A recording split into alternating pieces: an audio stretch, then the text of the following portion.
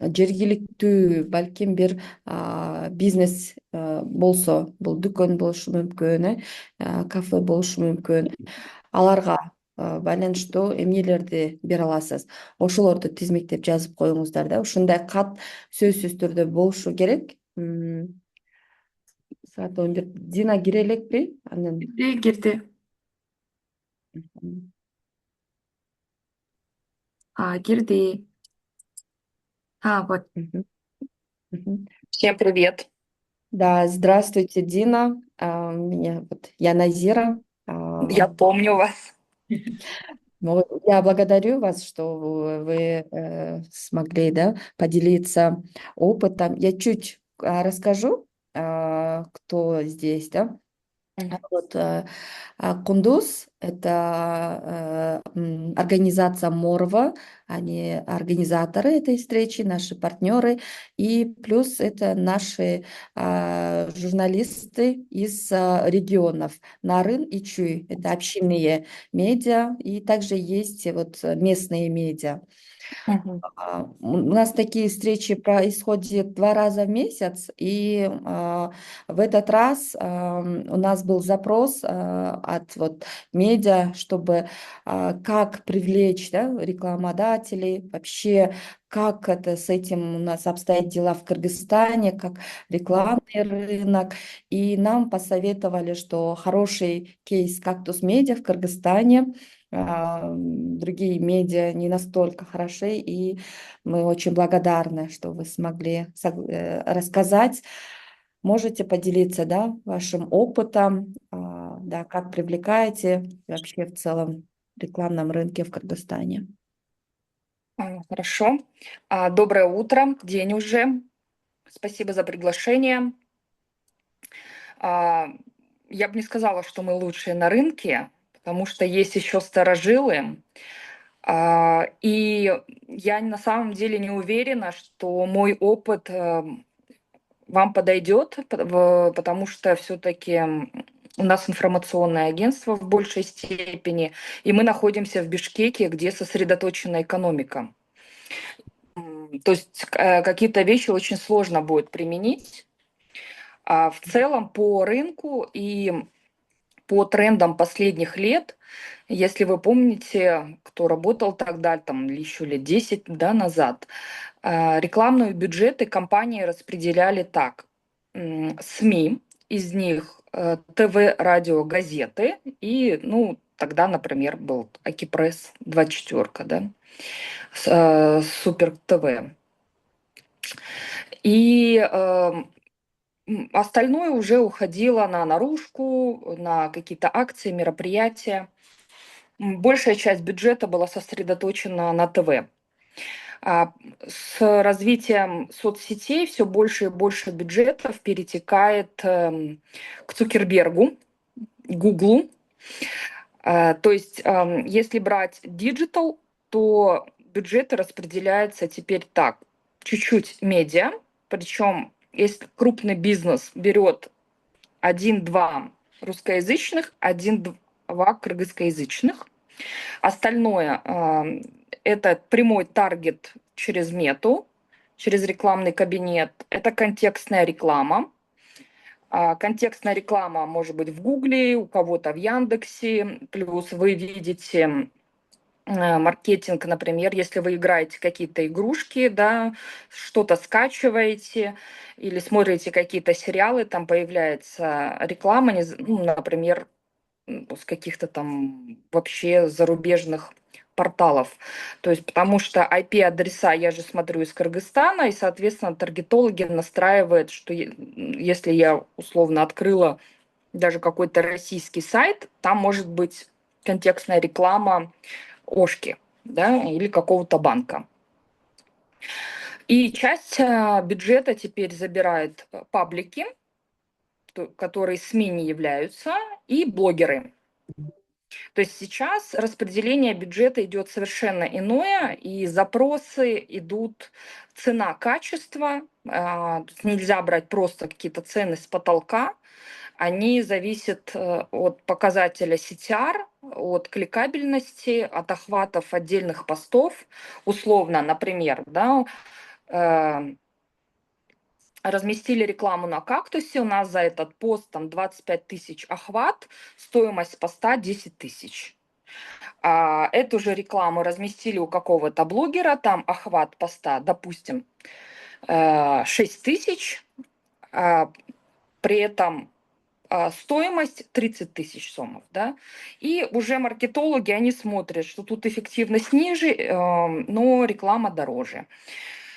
Ну, есть еще какие-то такие имиджевые вещи, когда все равно бюджеты распределяются, даже если не сильно большой охват. Плюс, естественно, у нас постоянно, к сожалению, на рекламный рынок влияет государство и лояльность определенных изданий, когда особенно госкомпании просят, там, вы в «Кактусе» не размещаете, вы там в «Кабаре» размещаете, например, да?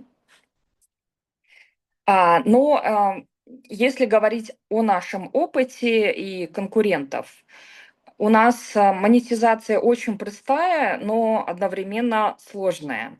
Мы просто продаем большую аудиторию. То есть это как супермаркет, масс-маркет.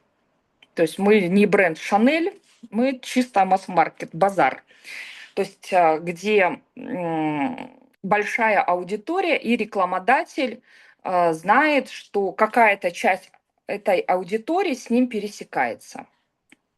Такой же подход у Акипресса, такой же подход у 24-ки. Есть нишевые издания. Ну, на самом деле, какие-то крупные паблики-миллионники тоже, да, они, по сути, продают свою аудиторию.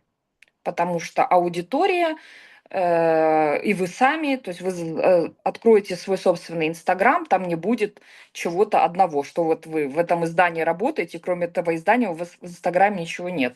То есть человек разносторонний, он там и кушает, и одевается, и отдыхает, и ржет, и новости параллельно читает, да. То есть и вот эта большая аудитория пабликов, она как бы пересекается с какой-то аудиторией рекламодателя. Поэтому на большую аудиторию они клюют. Второй вариант монетизации, который есть в Кыргызстане, ну и в мире, мы, естественно, по рынку очень сильно отстаем, даже от соседних стран, потому что экономика бедная. Это нишевые издания. Для примера это «Экономист», это «Акчабар», да, экономические издания. То есть все, кому нужны деловые новости, там это читают. Соответственно, крупный бизнес там размещается, да, там много информации финансовой про банки, банки там размещаются. То есть нужно иметь или очень большую аудиторию, или нужно занять какую-то нишу но нишу нужно правильно выбрать. То есть сфера экономики занята, есть же еще Тазабек, да, который входит в Акипресс.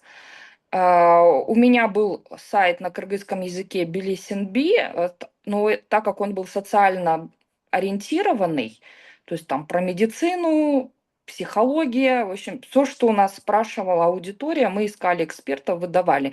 Я этот сайт закрыла, его не удалось монетизировать, хотя в Инсте подписчиков тогда на сайте было 250 тысяч в месяц, и в Инсте больше 200 тысяч. Но, тем не менее, сложно в такую нишу заводить рекламодателя. Например, там деньги у нас, да, ну, крупных, там есть банки, сотовые компании, строительные компании, крупные дистрибьюторы, да, или сеть магазинов «Глобус», допустим. То есть они заходят и видят, что у нас там медицина, нас задают вопрос, там, как предохраняться, как написать, или по правам человека, как написать заявление на алименты, если бьет муж, что-то образовательное. И им это непонятно. Но когда мы предлагали релевантному бизнесу, например, медцентры, образовательные учреждения, юридические клиники, да, а это малый бизнес, у них нет денег на маркетинг, на рекламу.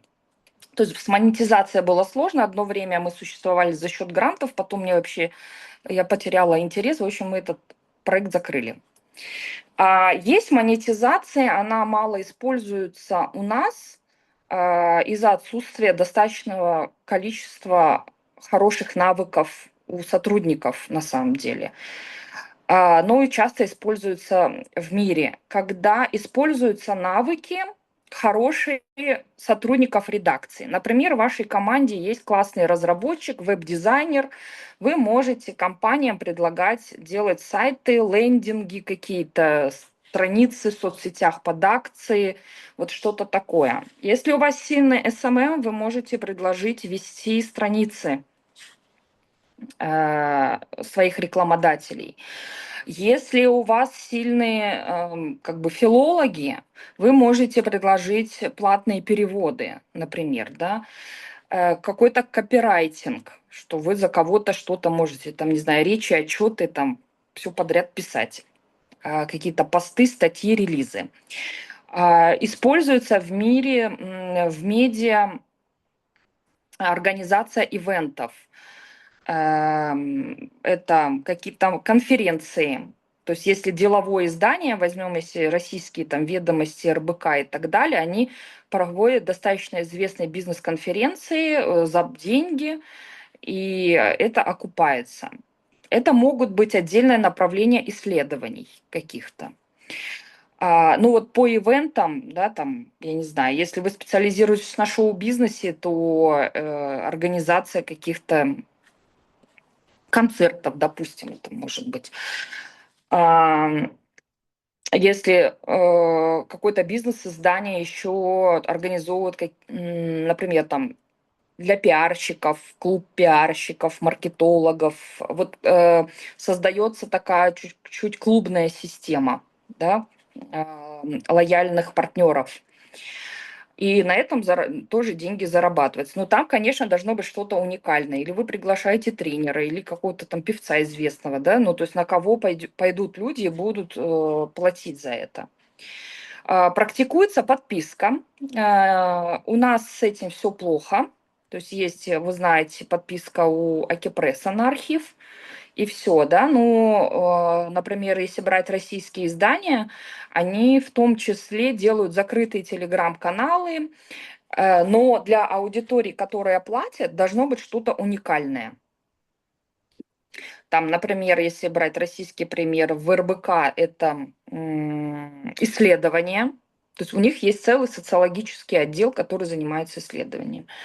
Если это брать каких-то блогеров типа Дудя, Варламова и так далее, то там, например, тем, кто платит, то сначала им контент показывается. Или там специально устраивать там раздача мерча, да, каких-то брендовых футболок, или прямой эфир ну, то есть, собственно, с Дудем или Варламовым и так далее. Ну, то есть суть в том, что это нужны определенные усилия и отдельный человек, чтобы это направление по подписке курировать и давать что-то уникальное. То есть если мы возьмем «Кактус», это обычные новости, куча релизов, перепечатки, ну да, свои материалы, там какие-то жалобы граждан. Мы ничего уникального создавать не можем, и у нас нет сотрудников, которые могут создавать что-то прям очень качественный, какой-нибудь уникальный документальный фильм, какие-то поездки за рубежом, в общем, что-то, за что можно отдельно денег попросить. Аналогичная история с краудфандингом. То есть мы знаем, что есть редакции, которые покинули страну, они пытаются запустить краудфандинг. Там с этим все плохо. Во-первых, нужно содержать тоже отдельного сотрудника, и на этих платформах делать что-то уникальное, чего нет на сайте, чтобы за это платили. Например, если мы возьмем ту же Европу, там в целом чуть-чуть другая культура людей, и они вот, ну, например, там любят животных, и у них просто зарплаты на какие-то фонды там по чуть-чуть списывается, и для них это норма жизни, да, что там чуть ли не 10% твоих доходов идет на какую-то благотворительность по интересам. У нас в регионе такого нет, это связано с культурными вопросами, это связано с того, что в целом страна бедная, и народ про хлеб думает, а не про то, как там спасать дельфинов где-то, черт знает где. И краудфандинг, он может быть эффективен на какие-то разовые акции. Если вы помните, когда мы судились с Атамбаевым, еще будучи занозой, или когда по иску вечерки выплачивали деньги, мы устраивали разовые акции, и часть как бы каких-то расходов, ну вот в случае с вечеркой 2 года назад мы покрыли часть расходов, а в случае с занозой мы передали на благотворительность. Да, то есть сделали из этого пиар-акцию. Ну, то есть на краудфандинг серьезно рассчитывать нельзя.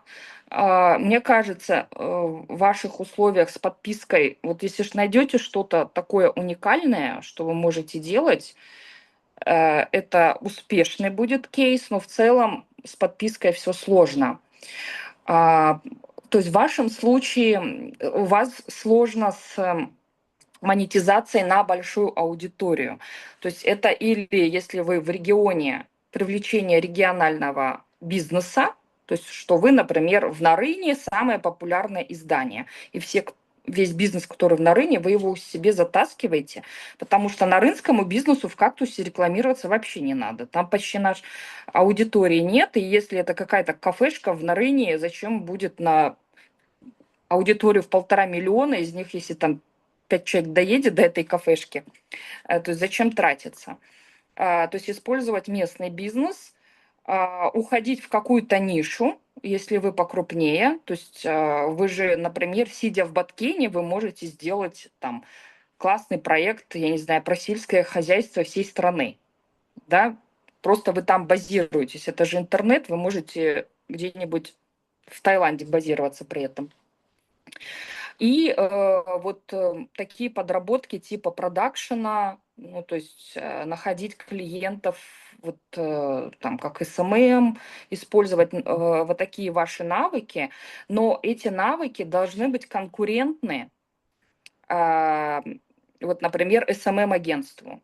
То есть СММ-агентств много, и мне, чтобы заработать на СММ и привлечь, то есть навыки моих сотрудников должны быть такие же, как просто в СММ-агентстве, которое кроме этим больше ничем не занимается. Вот если у вас есть такие навыки, которые вот, что вот не нужно нанимать отдельную продакшн-студию, вы можете это сделать. Какие-то ролики, сюжеты и так далее. Тогда такие услуги можно предлагать. Если ваши навыки слабее, то только это игра ценой. То есть, что да, у нас чуть хуже, но зато гораздо дешевле.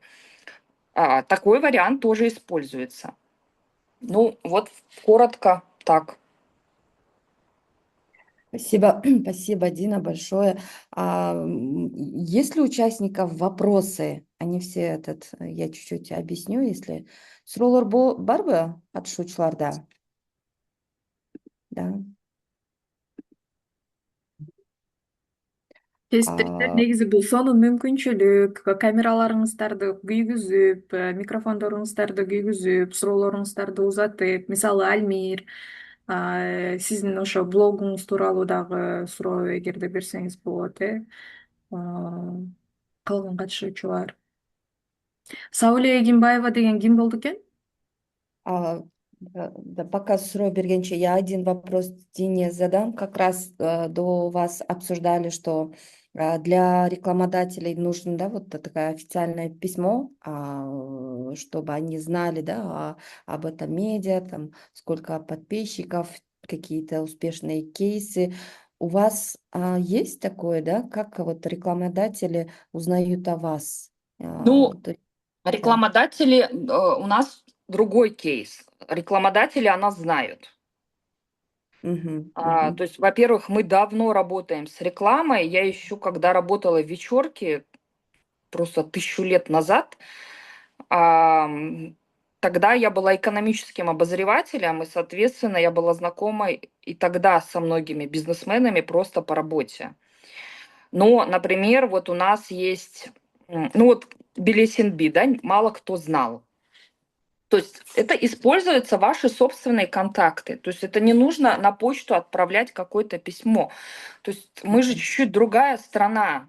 да, вы же там ходите по тоям, там, они же все там не безработные, там знакомьтесь, общайтесь, выпивайте, я не знаю. Ну, то есть это однозначно личное общение, а уже вот эта бумажка, мы такие-то такие, у нас столько-то подписчиков, и мы можем то и это вторично.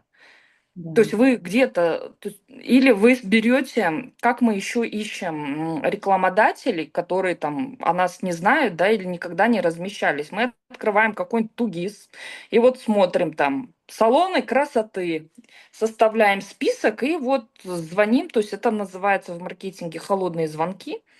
То есть звоним, знакомимся, ходим на встречи, навязываемся и так далее. Вот, то есть это прям нужно, для этого должен быть отдельный человек, это или руководитель, если маленькое издание или какой-нибудь отдел продаж, если вы побольше. То есть, ну, это однозначно не творческая редакция. То есть журналисты заняты своей непосредственной работой. То есть это должен быть какой-то административный персонал. То есть когда-то этим занималась я сама. Сейчас этим занимаются сотрудники. Я уже не компания, уже сама не знаю, а, мгм, как да, эти КП составлять. Ну, это вот, я не знаю, в регионах Тугис работает или нет. Google Map, там, где контакты, куда грузят. Тем более вы в регионах, ну, вы же знаете, какие у вас там бизнесы. Это их же не настолько много.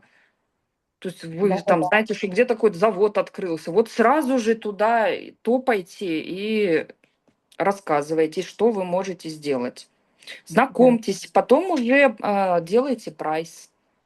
Да, да, да, верно. Как раз об этом и говорили. Вот для новых, которые о них еще не знают, чтобы они такую классную оформили информацию о себе, и встретиться тоже очень важно. Потому что вот я сейчас последнее скажу, да, вот, то есть мы восточная страна, где важны связи. То есть я, если вы видите, да, я не говорю на кыргызском, я не хожу ни на какие тои никогда. То есть мне как раз в этом плане сложнее установить вот такой нетворкинг. То есть я могу познакомиться, например, во время интервью, но интервью как журналист я не работаю уже больше 10 лет. То есть мои контакты уже старые. А, Или это какая-то конференция, да, официальная, то есть где-то там все в костюмах, и вот ты обмениваешься официально визитками. Но вы как раз используете знакомых и знакомых, вот обязательно кучу народу найдете. Ну, то есть, как, короче, как мы живем, вот связи вы находите, так, так и рекламодателей также надо найти. Спасибо, Дина, чтобы Мгм. вас не задерживать. Если Участников, что, вопросы задавайте, да. да, есть Позже ответить. вопросы, есть, да, чтобы я тоже не занимала. Счастливо тогда. До свидания. Спасибо Мгм. большое Ага, до свидания. за участие, за Огромное спасибо, проведенную Дина. Так, сессию. Очень господи, не вам могу отключиться.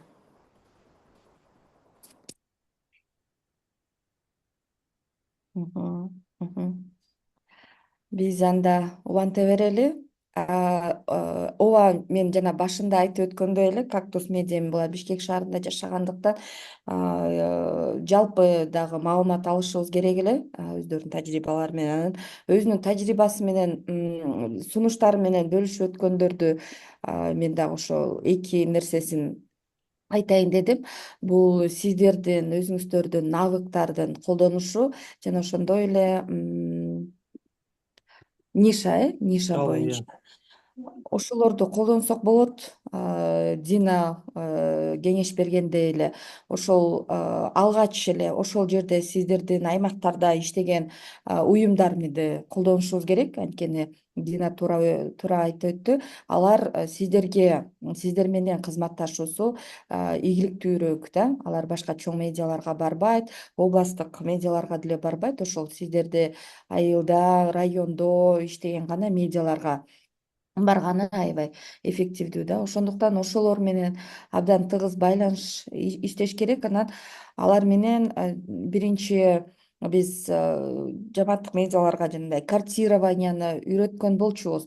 Аймактарда кандай уюмдар бар, ошолордун картасын түзүп алыңыздар. Эң биринчи кадам жанагы катты жазышыбыз керек сөзсүз түрдө. Анан аймактагы уюмдар, бул жерде бизнес уюмдар дагы, мамлекеттик уюмдар дагы, баардык уюмдардын картасын түзүп алыңыздар.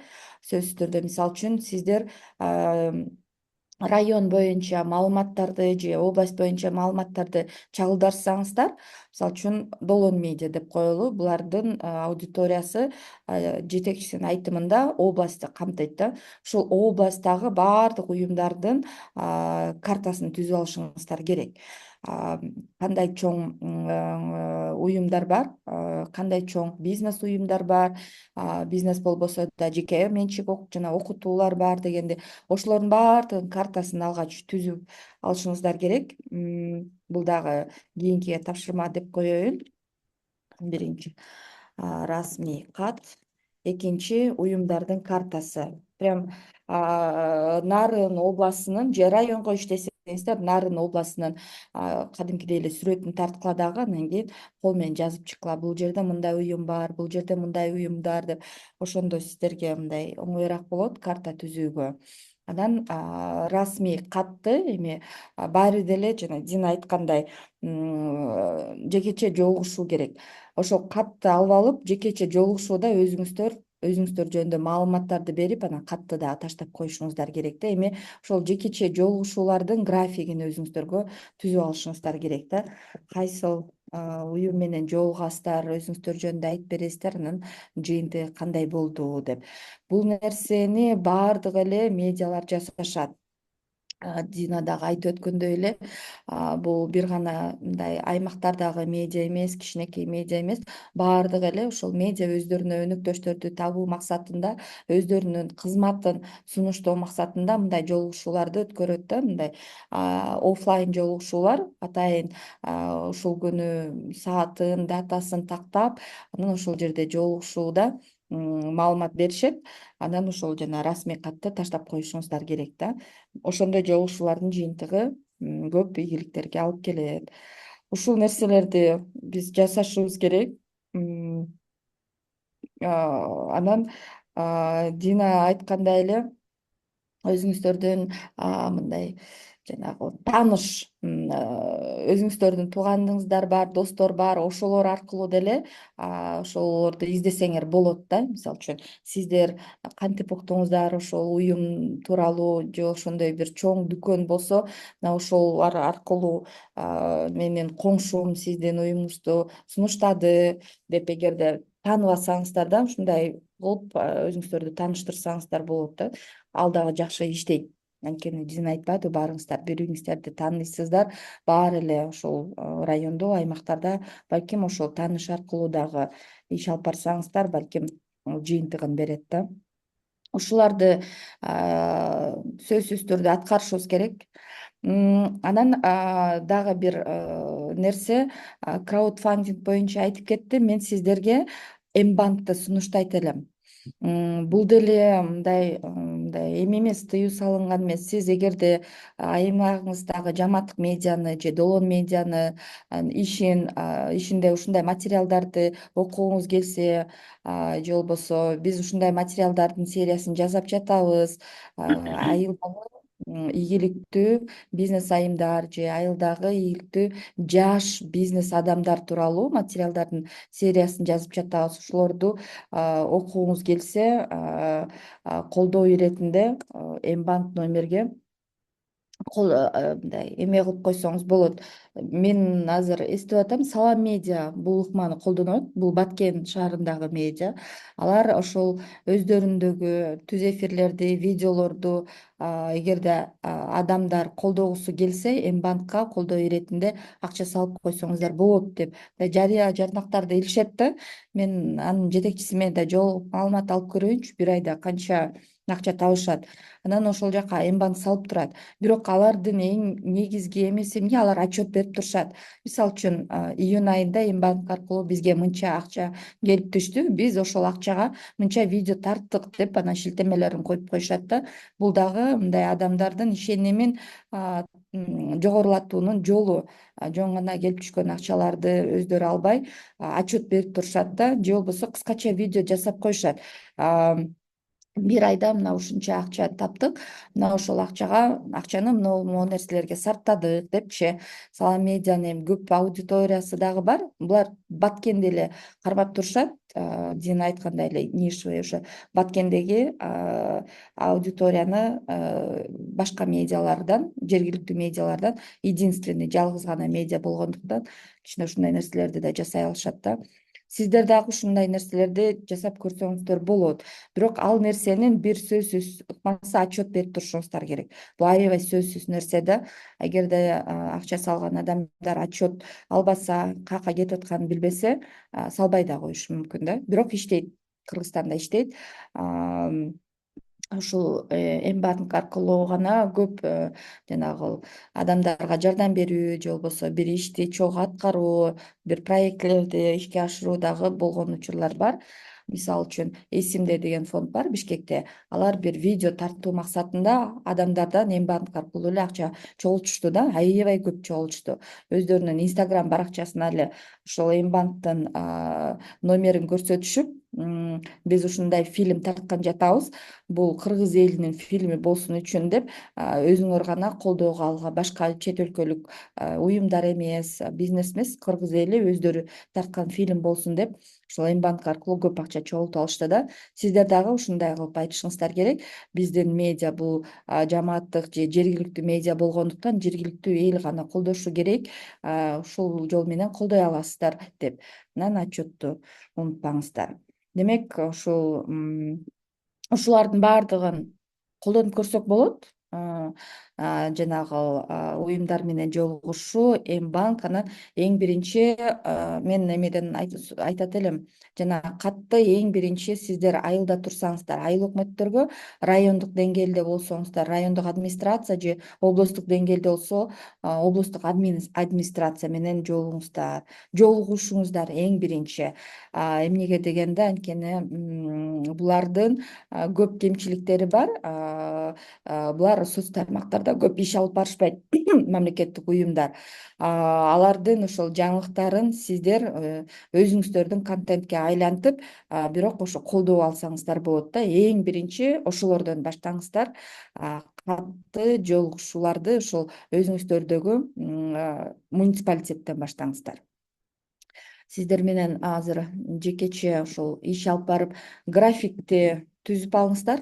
Кайсы күнү кайсыл уюмга барасыздар деп. Ошол расмий каттарды жазып алгандан кийин, расмий каттардын ар бир медианын өзүнчө текшерип чыгайын мен. Мага 30-ун да жөнөтсөңүздөр, бул бүгүнкү жолугушуудан кийин мен ар бир медиага чалып чыгайын, бүгүн өзүмө дедлайн коюп, 30-июнда мага ошо каттарды жөнөтсөңүздөр, мен текшерип кайра жарайт дегенден кийин анан ошо графиктерди түзүп баштай бериңиздер.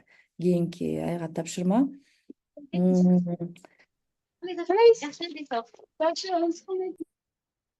Барчын эже суроо берип атат экен десе. Ана мен айтып койду. Жок, турушунай, менин турушунайымбы десем, ооба деди.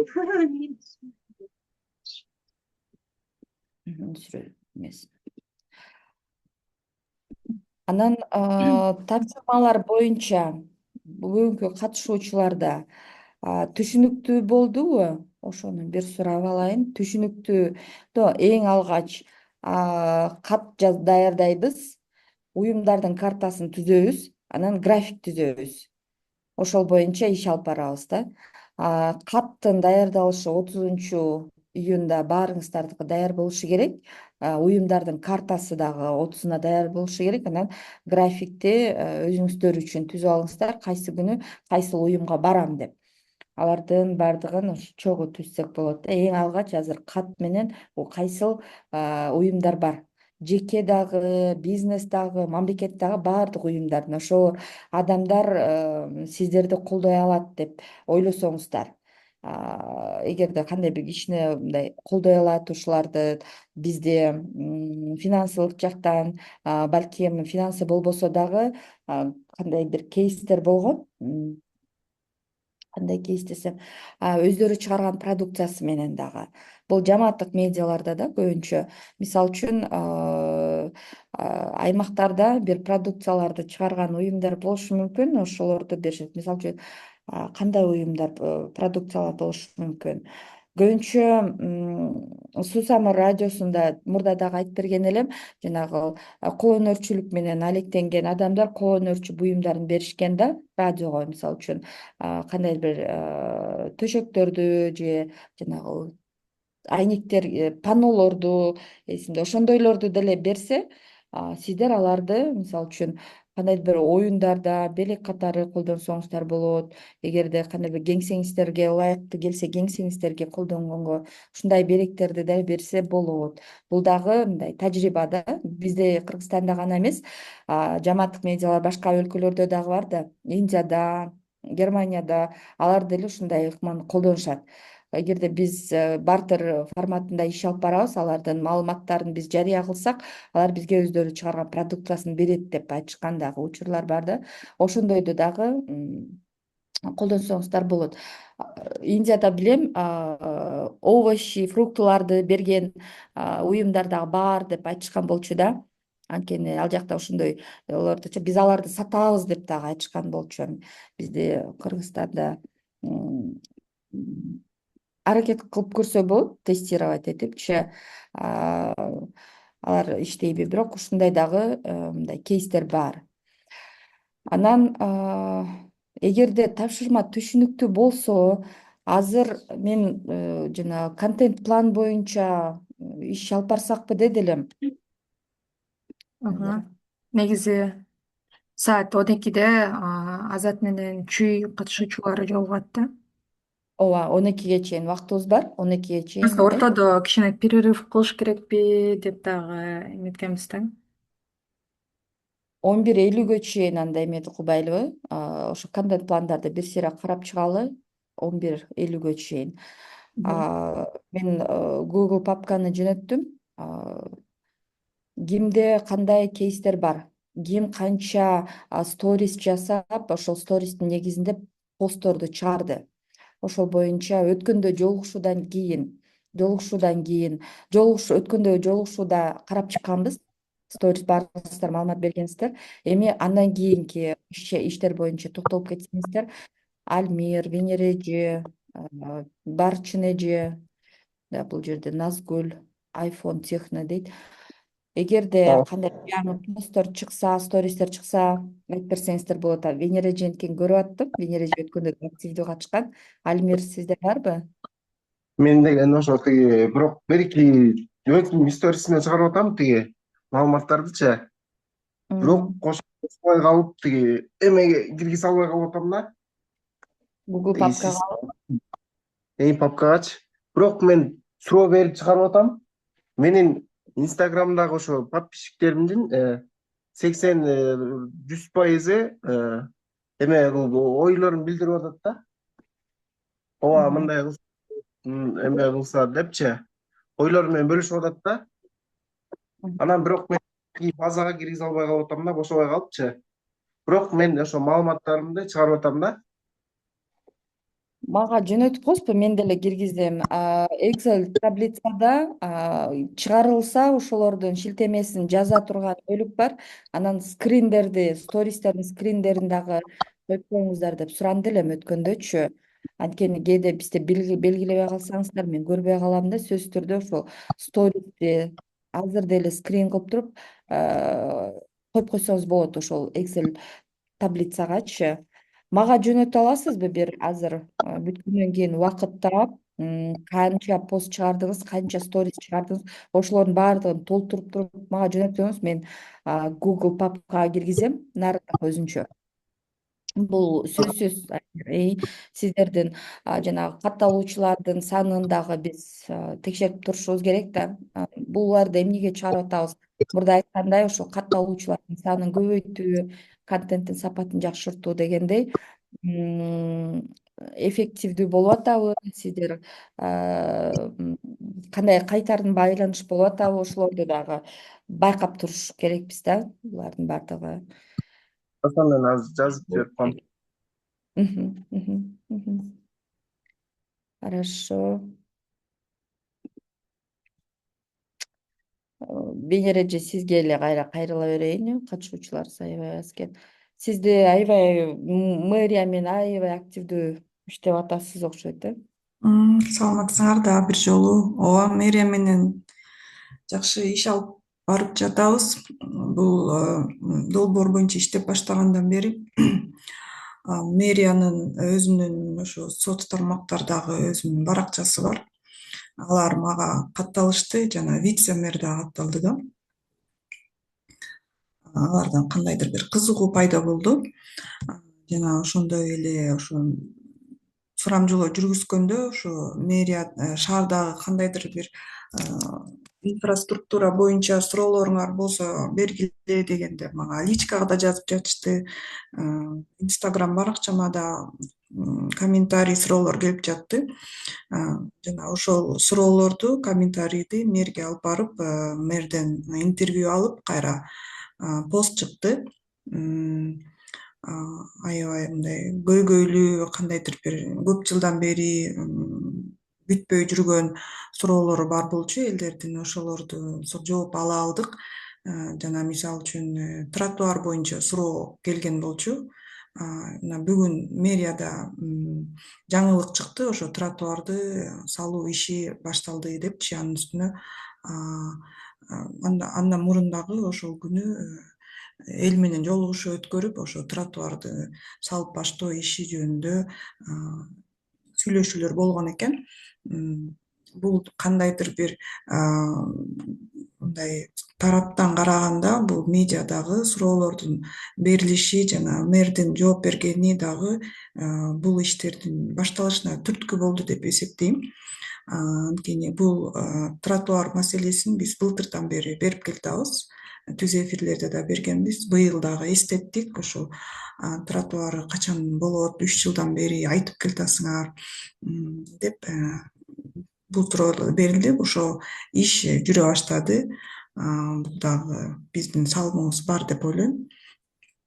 Жана ошондой эле мэр менен сүйлөшүлгөн каржылоо маселеси боюнча сүйлөшүүлөр жүргүзүп, мэр кол койгон, кайрылуума кол коюп, ушул жумада ушул акчаны которуп берүү маселесин чечип берем деп сөз берди. Ошол каржылоо маселеси дагы жакшы жүрүп жатат да. Буюрса. Ала элексиздер, азырынча? Ушул жумада деген, ушул жуманын аягына чейин деген азыр көрөбүз го, кол коюп, бирок бухгалтерияга берилди да. Сонун Бенереже, аябай сонун, жакшы кейс. Ушу Дина айткандай, мэриянын өзүнүн эмеси, Инстаграм баракчасы слабыйраак дегенсиздер, э? Инстаграм баракчасы бар, бирок бул акыркы жолу медиа сабаттуулук боюнча иш чара өткөндө коллаборация кылгам. Коллаборация болгондо да жакшы просмотрлор да жакшы болду. Былтыр дагы ошондой коллаборацияларды кылганда көп комментарийлер да келип жатты. Негизи ошол дагы коллаборация дагы ошол биздин медианы таанымал болушуна да жакшы түрткү берет экен да. Ошентип иштешкен. Бул нерсени сураганымдын себеби жана Дина айтып өткөндөй эле, эгерде ошол мэриянын кандай бир мындай кемчиликтери бар, кемчилик эмес, мындай слабость, эгер СММ жок болсо, Инстаграм баракчасы жок болсо, сиздер ошол нерсени алсаңыздар болот да.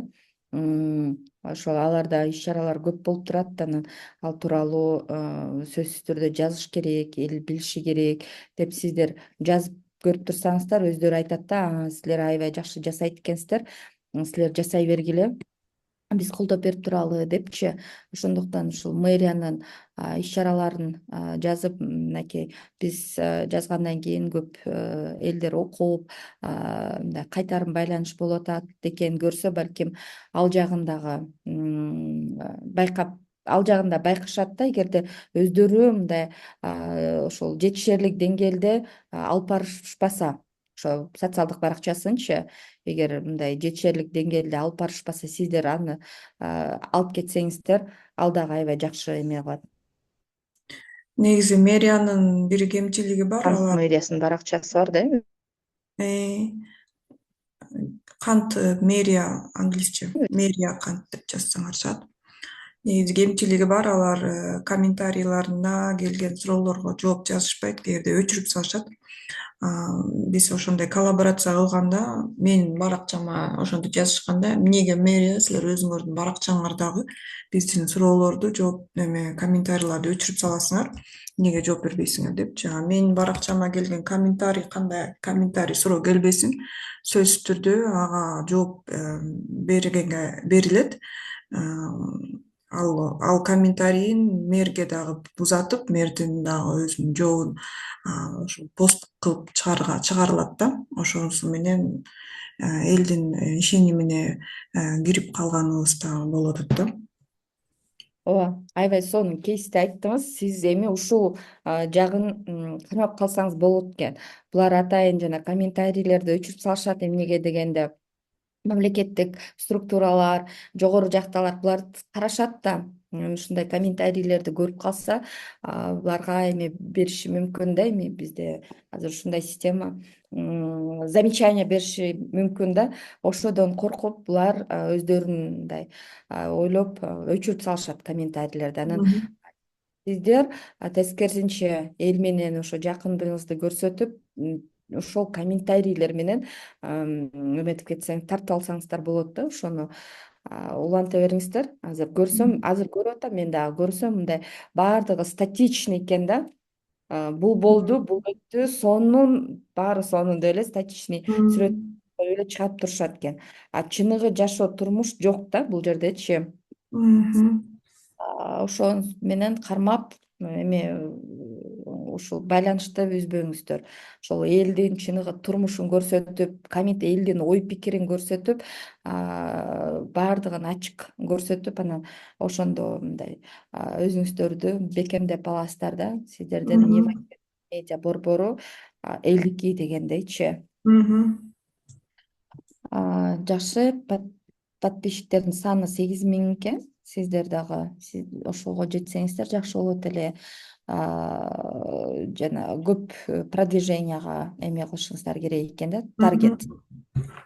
Жалаң гана ошо канттагы жашоочулардын баардыгын катталганга. Башка аймак кереги жок сиздерге. Ошо канттагы Кант шаары же Ысык Ата району боюнча катталуучуларды өзүңүзгө каттатышыңыз керек да. Жана дагы аябай эме кылыш керек, өзүңүзгө жазып алсаңыз. Катталуучулардын саны дагы, эгерде буларда 8.000 болсо, демек 8.000 катталуучу бар да эми. Булар булар да негизинен мамлекеттик органдарда иштеген адистер катталышат да. Катталгыла деп койсо эле, буйрук берип койсо эле баары катталып, мындай официально кылышат да. Активдери да жакшы экен. Демек бул катталуучу тирүү адамдар, живой катталуучулар экен. Бирок алгоритм дагы жакшы ойнойт. Стористи көп чыгарып турушуңуздар керек да. Азыр дагы мэрияда өчүрүп салган экен. Сторис дагы батыраактан чыгып турушу керек. Хорошо. Венера Жети контент планыңызды карадым. Обновление кылып коесузбу? Жаңы эле айткан нерселерди да кошупчу.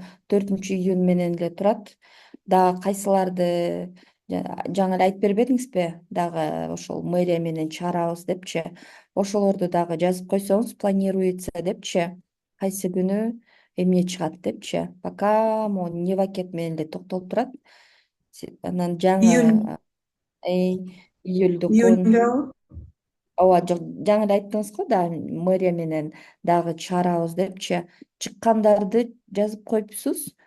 Мэр менен майларда чыккан 2 шилтемени көрдүм. Дагы чыга тургандарды да кошуп койсоңуз, 5-6 деп. Июнькун кошуп койгом. Июндукун көрдүм, мен майды карап аткан турам. Көрдүм, кечирим сурайм. Классно, опубликован. Көрдүм. Мгм, Бүгүн дагы чыгат. мгм. Азыр. Постторду, вот, мы провели опрос. Мгм, мгм. Сонун. Эми ушуну продвижение кылыңыз, аябай максимально группаларга суроо берип, лайк басып чыгарыпсыз. Бирок эмелер кичине азыраак экен. Сонун Группалар. май, июнь 2 вкладка кылып койсо, июнь бүткөндө июль деп автоматом эле толтура бериңиздер. Башка эже кирбей калыптыр, бул жерде жок экен. Плюс 9 Анар эже да кирген жокпу, Анар эже июндукун кошуп коюптур. Май, июнь бар экен.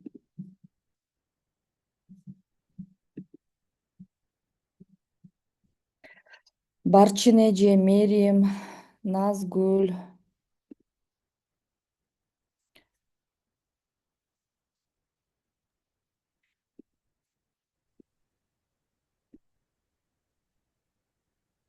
Сиздер сүйлөйсүздөрбү? Барчын эже бирок бизди уктубу? Баарыңыздарга эле айтайын, дагы кимде Ал Назира, кандайсың, саламатсыз, жакшымы? ура деп коеюн.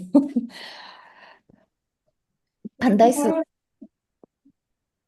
Жакшы, шүгүр, рахмат. Грипп болуп калыптырмын бүгүн, ооруп калып, форумга да барбай калдым.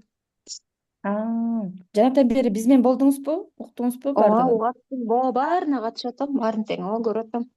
Жакшы, жакшы. Айнурдукун да уктум, баарыныкын уктум, Венераныкын да уктум, сеникин баарын угуп атам.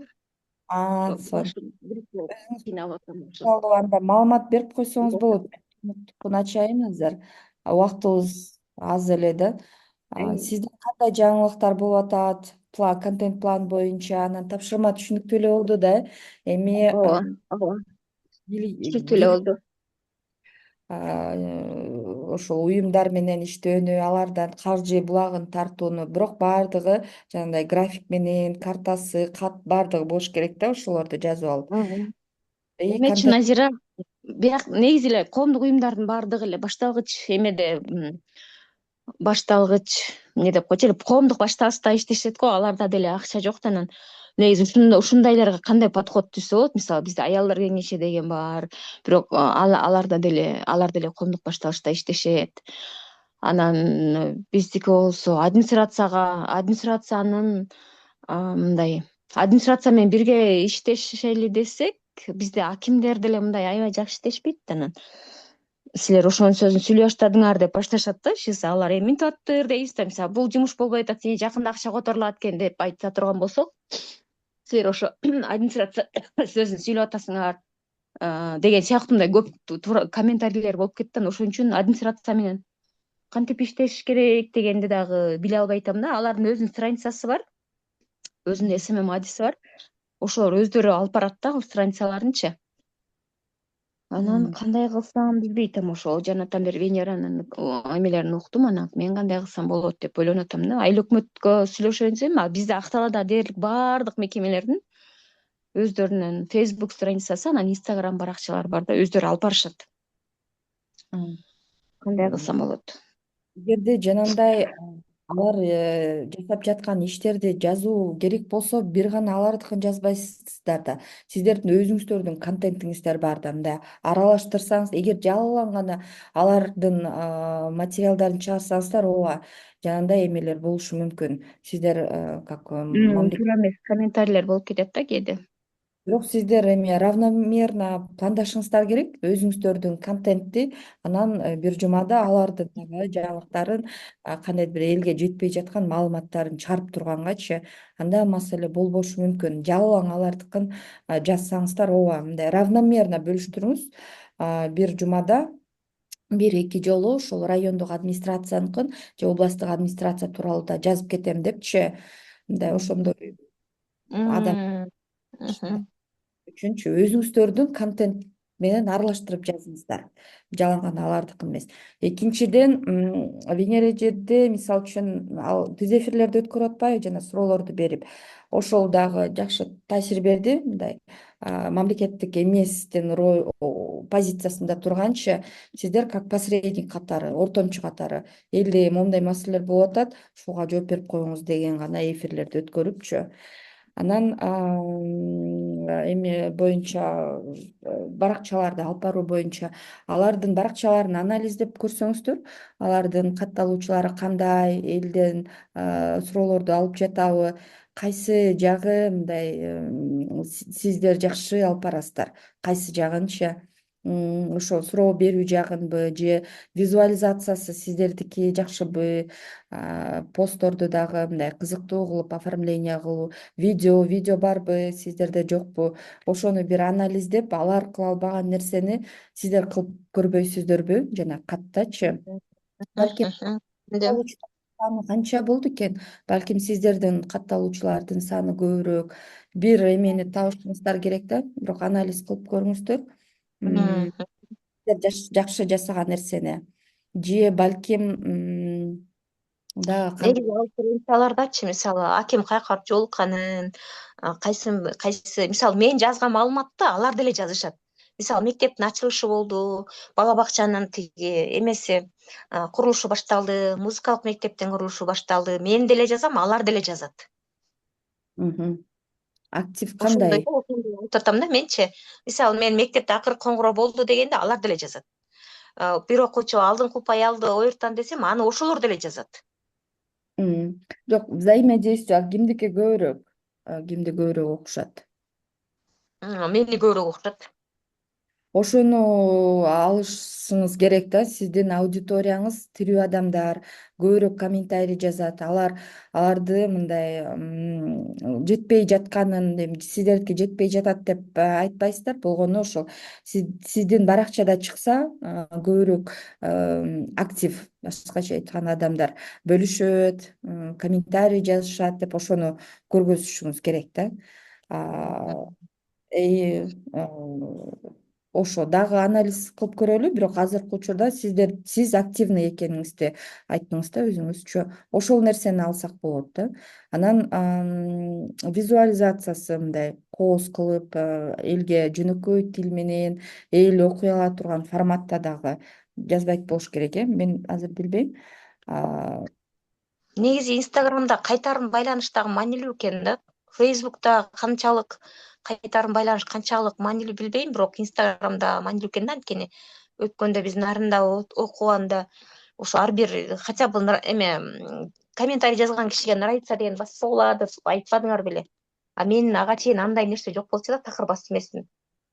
Анан жана сторис коюп атам, азырда бир сторис коём, анан суроо коём да, азырда сурамжылоо коём, анан ошонун ар бирине минтип класс басып, анан рахмат деп жооп жазып атам да, анан ошондо мындай бирден экиден болсо дагы кишилер подписка кылышат экен. Анан азырда бир жакшы суроо ойлонуп атам, ошону мындай токолоктоп анан анда коём, ал да мындай масштабтуу суроо да. Ошону да коюп көрөйүн деп атам. Негизи кайтарым байланыш жакшы эме берет экен, жакшы результат берет экен. Ооба. Бул ар бир адамга сиздер маани берип атпайсыздарбы? Ошо комментарий аларга жооп бергениңиз, ал адам сүйүнөт да, мени окушат экен, мага көңүл бөлүшөт экен. Адамдык Ошол фактор. маанилүү экен да. Ооба. Менин убактым бүтүп калды, эс алганга да мүмкүн болбой калдыбы. Мен Айпери экөөбүз баарыңыздарга кайрадан байланышып чалып чыгабыз. Тапшырмаларды сөзсүз аткарыңыздар. Контент планды барчын эже сиздикин ачып карап атам. Ошолордун баардыгын жазып коюңузчу. Буга чейинки шилтемелер да Макул, жок. Шилтемелерди макул, жазып, скриндерди коюп коюңузчу. Бул макул. Кийин коюп коем. контент планыңызды обновление кылып, жаңы эмнелерди пландап атасыз, кайсы күнү чыгат, ошонун баардыгын жазып коюңуздар. Мен ага дагы жазып коеюн, контент планды сөзсүз түрдө обновление кылып туруңуздар деп. Мен анда бошотоюн, азыр Азат кириши керек.